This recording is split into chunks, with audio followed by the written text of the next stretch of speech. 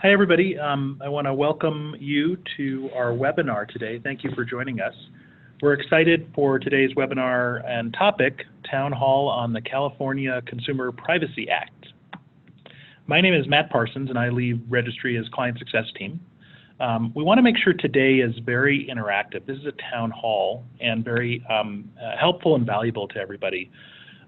Please make sure that if you have any questions or comments or thoughts, that you use the QA button at the bottom of the webinar window at any time to type in a question, comment, or thought. We are going to put all attendees on mute, but that's a way to connect with us, and we'll make sure that we're addressing as many questions and comments as we can to make this as interactive as possible. So with that, let's get started. So I'd like to introduce Colin Cowan, Managing Director at Registria. Colin brings a wealth of knowledge to Registria's clients and partners with his experience in technology, and he comes from a strong consultative background, and so that'll be perfect for today's topic on privacy regulation. So with that, Colin, I'll turn it over to you, and I'll be moderating the questions and comments and chime in as it makes sense. Thanks, Matt, and again, welcome everybody who has joined the call. And just to echo a couple of things that Matt said, one is if you do have questions along the way, please send those over. This is very much a both timely and topical issue right now, given that January 1 is when CCPA goes into force. And so there are a lot of questions that people have about being prepared for that, and I can assure you that whatever question you ask is probably on the minds of many others, and they would all welcome being able to have a discussion around different perspectives and different actions that are being taken to comply with CCPA. So I would also suggest that if there are others in your organizations that you feel would benefit from this, you can either follow up with us directly, and when we get to the last slide, we'll have some contact information, and then we'll also have recordings of this that you would be able to share. So with that, I wanted to just start with the perspective that we're taking. So just a couple of disclaimers. One is that although I do live in California, I had nothing to do with CCPA. But I do have the opportunity to be able to talk to a lot of companies out here, in particular, that have both been part of the legislative process, whether pro or con, as well as how companies are trying to deal with historically both GDPR, but more currently CCPA. The second is that I'm not a lawyer, and we're not approaching this from a legal perspective, although we do take that into account. More importantly, we think about this from the perspective of Registria and what we're trying to do to help the brands build a better relationship directly with your consumers. And like what is important to those consumers, what is important to the brands, and then how do privacy issues and then ultimately privacy regulations and policies intercede in that relationship that brands are hoping to build directly with consumers. And we think about that in two components. One is just increasing the volume of registrations, which means getting more consumers to register. And then secondly, getting more consumers to tell brands more about more products that they own. And then the other piece of it is to change the thought process and really the paradigm about what it means for a consumer to tell a brand that they own their product, so that those consumers are going to find a lot more value than the historical perception of a high correlation between registering and just getting warranty and support. So we think about what's going on in the privacy world in the context of that relationship between the brand and the consumer, and less so in terms of sticking very closely to a strict legal interpretation of the policy. And one of the reasons for that is that there are opportunities when something like this comes up. When GDPR came up over a year ago, when CCPA goes into force in a month, to turn that into a positive experience between the brand and the consumer. And through some very strict interpretations of CCPA, I've seen some companies react in a way that's going to increase the potential friction between the brand and the consumer, which is not really the intent of the brand, and frankly, it's not the intent of CCPA and the people who develop the policy. Consumers in the end want to interact with brands, and that is something through our own research as well as third-party research is very clear, that consumers actually value that authentic interaction that they can have with a brand. They like the personalization, they like to receive relevant information, and they like reduced friction in their relationship that they have with the brand. So we want to make sure from our perspective that whatever is done around these privacy policies doesn't impede that desire that consumers have to have a better relationship with the brands that they currently buy from or that they want to buy from. What consumers don't want, and we're all consumers, we don't want our identity to be compromised. We don't want to be spammed by information and emails that are irrelevant to us. And we don't want a constant barrage of communications from a brand. But again, there are things that we do want, so what we encourage our clients to do is to think about GDPR historically and CCPA currently and privacy in general in the context of how can you make this into something positive between you and your ultimate consumer. One of the challenges is that these policies are very much in flux. Whether at a state level, a national level, or a global level, we're going to see an amazing amount of change over the next few years. And there are many elements of CCPA that are either poorly defined or undefined, leaving it open for a lot of interpretation.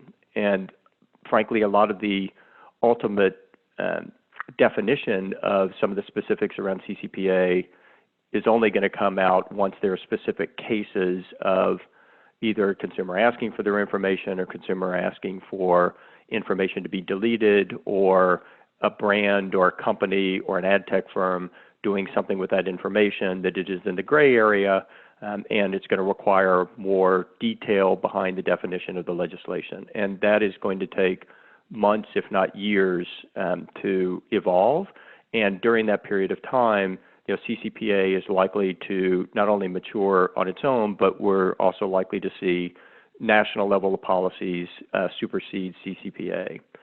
So we want to be careful about overreacting to what is in CCPA by just interpreting what we think that the legislature meant, because frankly, the legislative body in California, they really rushed through this process and came out with something that they feel is addressing privacy issues that consumers have, but there are a lot of elements in the law, the regulation, that are very ill-defined and could cause companies to, frankly, to overreact in how they respond to it.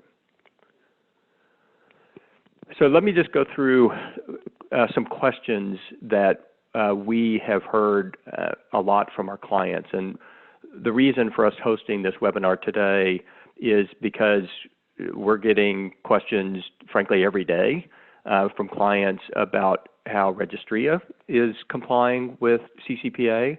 And we have a document that we have pulled together that we're happy to share about that. But more importantly, our clients are also asking from their own perspective, like, registration is a process that gathers personally identifiable information, or PII. So it is clearly in the sweet spot of what CCPA is intending to address, although ironically, and actually fortunately, registration is one of those instances where a consumer is voluntarily providing information because they believe that they are getting some value in return. So there is less of an onus around the opt-in and opt-out provisions that are in GDPR and not in CCPA, and it's more around the recipient of that data, in this case, the brand and Registria as a service provider behind the brand, making sure that that information is both protected and then also that that we are all very explicit with the consumer if we intend to sell or transfer that information. So one of the questions that has very commonly come up over the last couple of weeks, and I expect we'll continue to hear, is whether the brand is currently selling PII. And if you are, there are some very clear actions that you would need to take to be able to get consent or opt out from consumers. If you're not selling the PII, then it's important to think about what you would do in the case you decide to sell the PII, but it is not imperative that you get any consent or opt out from a consumer at this point. This is one of the areas where, frankly, where we see some brands going farther than necessary because they are very eager to comply with the law. But if you're not selling the PII, then you're actually not in a position to be exposed on that particular element of CCPA. There is some looseness around whether a transfer of data to a third party where the third party gets value from that data is considered to be protected under CCPA. And those are instances where I would encourage you to talk to counsel. You can call us as well. But there is very much a gray area, as you can see in the recent news about Google and some health information that it is sharing with a hospital chain. And so there's lack of clarity about whether transferring that information, if you're not receiving value for it directly, is covered under CCPA. So again, just one question to ask yourselves is, are you currently selling PII? If you are, then there are very specific actions around giving that consumer a right to allow you to do that or disallow. But if you are not selling the PII, then I would encourage you to think about the other provisions of CCPA and not be as focused or concerned about the opt-in and opt-out provision. And Colin, just to chime in on that, maybe I think the main point is consider what you're doing today to be in compliance, but don't maybe stress too much on future considerations until you know more about those future considerations, because as you said at the beginning, there's a lot evolving within the CCPA law, right? Yes. And this goes back to what I said at the beginning. It's like, how do you turn this into a positive experience? The more you are in front of the consumer with, we have your data, we may sell your data, here's an opt-out provision, the more the consumer is going to be concerned and likely opt out. If you're not selling the data, then you don't need to ask the consumer for that consent. But you can also ask for it in a more positive context, which I'll talk about in a moment. But it's very much, as Matt said, it's acknowledge what you're doing right now and react to what you're doing right now, rather than what you anticipate maybe an implication of CCPA down the road. Yep. Well, it looks like we have our first question. Why don't we go to that, Colin, if that makes sense? Sure. And again, I want to encourage everybody, if you have any questions or comments, type them in the Q&A on the webinar. So the first question is, does this include household level information in addition to individual information when you're thinking about CCPA? It does. But again, so in this context, whether it is at an individual level or a household level, it's only if you can identify the person or the persons at a particular place. If that information that is provided allows you to do that, then even at a household level, it is considered to be under the definition of PII for CCPA. The next consideration is, and again, this is all consistent with what I've been saying about there are a lot of elements in CCPA that still lack sufficient clarity, including, for example, what does it mean to do business in California? Does it mean that you have an office here? Does it mean that you have a headquarters here? Does it mean that you sell to people in California? And I can tell you that even in the California press and legal world these days, there are still debates about exactly what all of that means. So to give yourself the most flexibility as those policies continue to evolve and eventually as CCPA is supplanted by a national policy, we are highly, highly encouraging any implementation of changes to accommodate CCPA to be done in a way that provides flexibility in the future around that consumer's experience. So to the extent that you are hard coding buttons or other kind of opt-in elements, on that front end that could change based on whether you're currently selling data or in the future selling data, or whether what you're doing actually becomes allowed or disallowed in the future, means that you will ultimately have to change that design, that front-end design, possibly several times to accommodate all of the changes that could potentially happen. So we're strongly encouraging our clients to look to the T's and C's and privacy policy and make sure that those links are visible in the interaction that whatever that consumer experience is directly with you. But that gives you the ability to be able to amend and date the amendment of the T's and C's in privacy policy without having to go back and do a complete redesign of the front end to again comply with whatever the latest evolution is of CCPA or some national policy. To the extent that you are selling PII, then obviously the bar is a lot higher. And yes, you do need to make a button visible, but it only needs to be once. It doesn't need to be everywhere. And again, I would just encourage you to think about how do you design this in a way that provides you the most flexibility going forward as things may change. The last part that I would point out on this, and it's something just really for you to consider internally, is that do you have a way currently to track what the consumer's consent is when they actually made that consent? So it could be that somebody actually gave you consent 4 years ago. Do you have a record of that consent? If they change their consent 2 weeks from now, do you have the ability to note that somewhere in your system that the consent has changed and here's what the current consent is? So, but again, just consistent with this last comment about don't overreact if you're not selling information, but at the same time design what you're doing for flexibility, because the one guarantee is that there is going to be change and evolution in these policies over the upcoming months and years. Hey, Colin, I think you've addressed this, but there's a question that I think is just worth restating. So, this is a state law. So what is the applicability, of this law? Is it mainly addressing people living in California? Do you want to just hit that again? Sure. Well, on a strict interpretation basis, it is just covering California.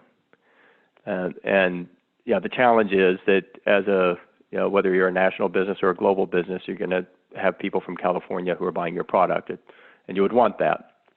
So a lot of companies are looking at CCPA as a predecessor to what will be national policy and treating CCPA as if it were national policy. So applying all of that to all of the states.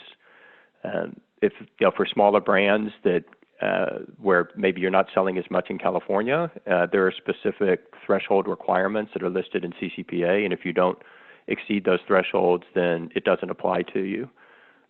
But so again, Matt, the answer is that it is very much just a California policy, but it's difficult. California actually designed it this way intentionally because they realized that for companies to accommodate CCPA, they would typically have to look at this at a national level. Great. Thanks, Colin. Another question that came in, do you have a recommendation on how we should use the registration data we sourced long before GDPR and CCPA? So it depends on what you captured with that registration data. This is part of where CCPA is loose. So companies have the right to be able to communicate with their consumer about the product that the consumer purchased without the opt-in or opt-out provisions, even with GDPR.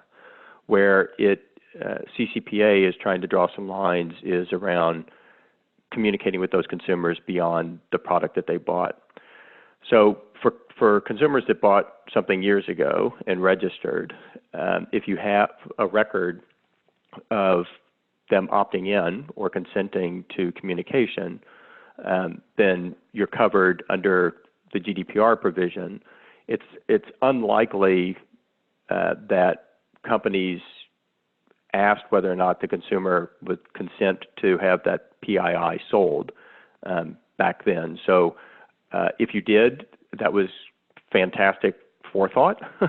But again, most opt-in and opt-out provisions are around marketing communications and not around the consent to sell PII. So our suggestion is use this opportunity, even for those people who bought products from you years ago, as a way to reach out to them, and not only around the context of CCPA, but about something else, and then use that outreach to those consumers to do whatever you feel like you need to do around CCPA. But again, I go back to if you're not selling PII, then there is really no need for you to do anything, even with people who have registered before and not provided any specific consent around selling or not selling their information.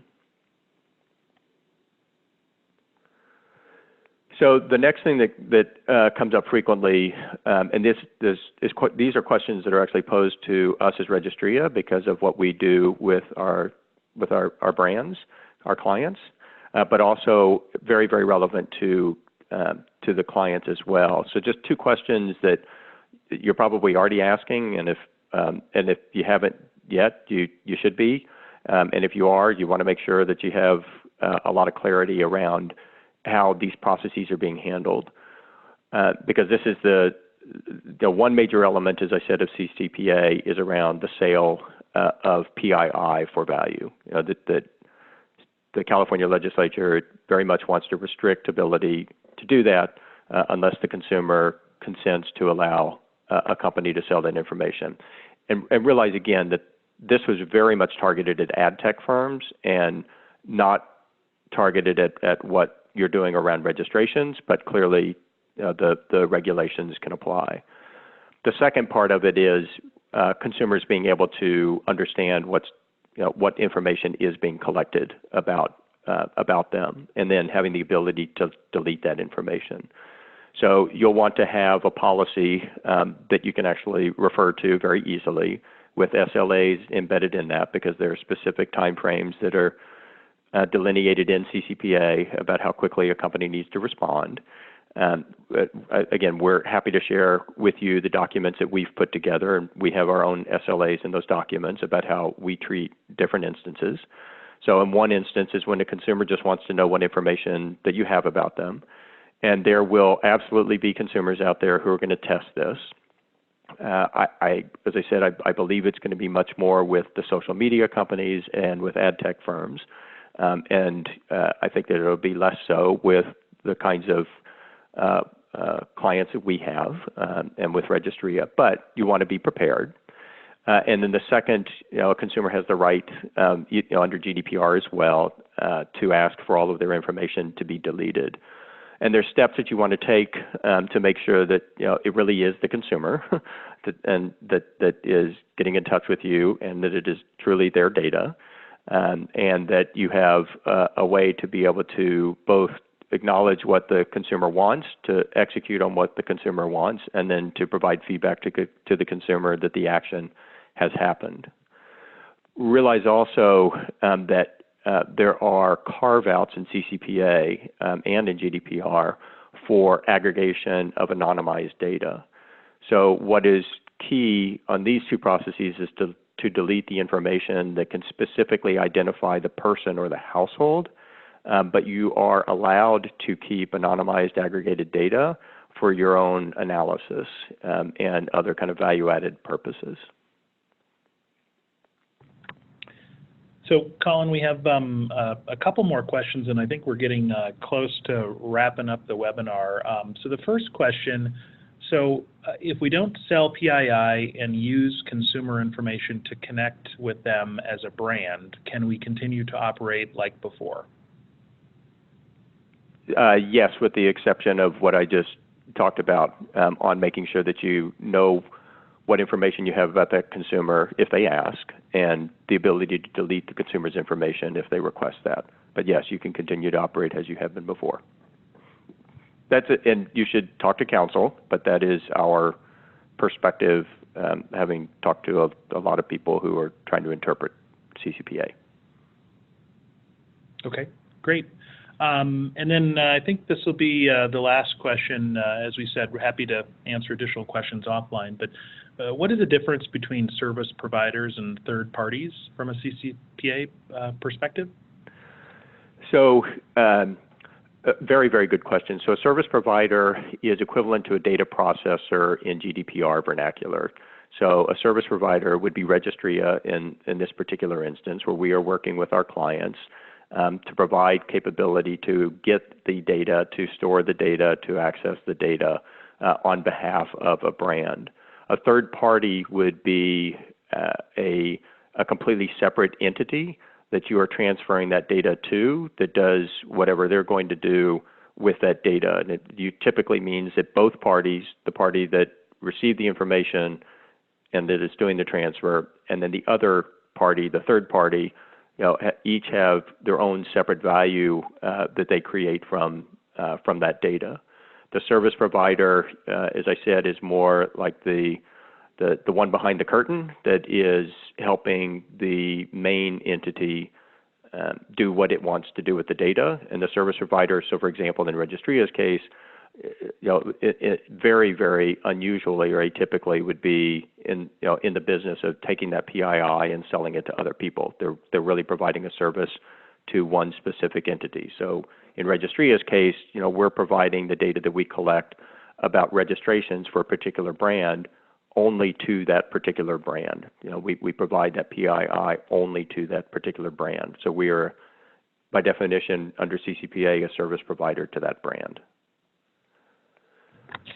So let me, Matt, just before you finish up, so I just want to come back to the thing I said at the very beginning. And we'll talk about this tomorrow on another webinar, that there are very specific things that companies can do to turn all of this into a positive experience for a consumer. And I would highly encourage you, despite all of the legalities behind it, to think about how can you make this a positive instead of an increase in friction between the brand and the consumer.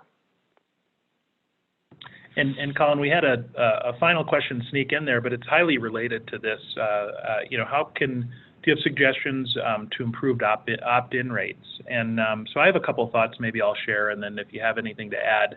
I always start with, make sure you understand what your current opt-in rates are, and make sure that you understand kind of how those consumers are behaving and how they're reacting to the opt-in question on your form. And at Registria, we track that and we measure it against benchmarks, and happy to provide those benchmarks offline.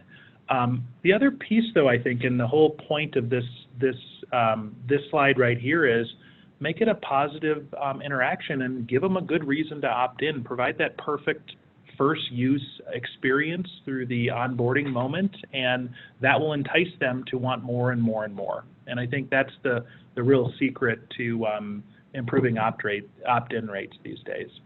Colin, I don't know if you have anything to add. Well, the only thing I would add to that is there's a distinction between the opt-in around marketing communications and what the provisions are under CCPA. CCPA very directly talks about the sale of PII.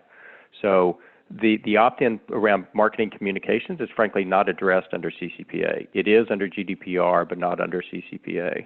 So it's not, these are all opportunities reaching out to consumers, even those people who have registered with you several years ago. to offer them something that is a positive, and then to get their consent to want to hear more from you. And our guidance is to convey whatever you want to around these privacy laws as part of something that is that the consumer wants to hear from you, and not really just something on its own. You don't want to reach out to people who have registered with you or who are registering with you only about privacy laws, because it's much more likely in that context, without any value to the consumer in return, that you're going to get an abnormally high and uncomfortably high opt-out rate, and frankly, I think that it'll be an uninformed opt-out rate, because the consumer doesn't really know why they would want to have you continue to communicate with them. So it's best to try and put the two together and make it something very positive, so that that consumer expresses an interest to continue to hear from you. Great. Well, I want to thank everybody for joining us. Colin, thank you so much for going through that with everybody today. As we shared at the beginning, the webinar has been recorded and will be available on demand if you'd like to review it again or share with colleagues. And if you have any questions or anything else, we're here to help.